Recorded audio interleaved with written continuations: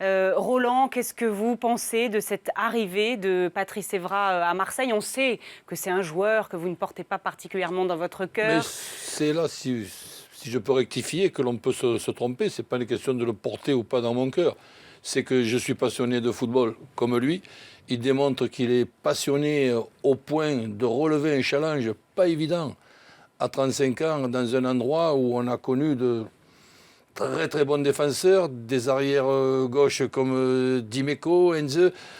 Donc là, relever ce challenge-là, bah, c'est tout à son honneur et sincèrement, j'y tire un grand coup de chapeau. Après, réussir, à l'Olympique de Marseille, on a pu voir Lizarazu à peu près au même âge. C'est un endroit difficile, mais compte tenu de ce qu'il y a à son poste comme solution pour Rudy Garcia, Doria, Rekik, Bedimo, l'arrivée de Patrice Evra, je fais toujours la différence entre un recrutement et un renfort. C'est un renfort pour l'Olympique de Marseille, puisque Patrice Evra est pour moi meilleur que ces trois joueurs-là.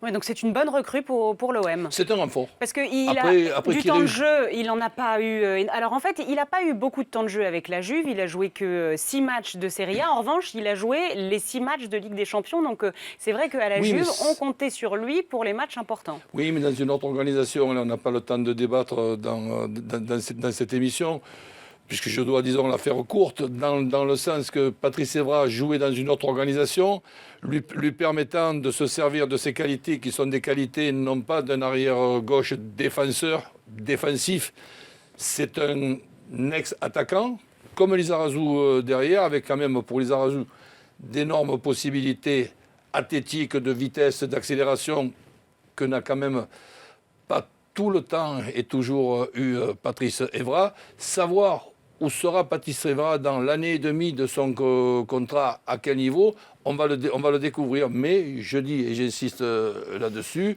même si c'est un joueur que j'ai toujours trouvé moyen défensivement, ben, chapeau pour relever un challenge aussi compliqué en fin de carrière, alors qu'il aurait pu tranquillement arrêter ou aller dans un pays qu'on appelle un pays exotique.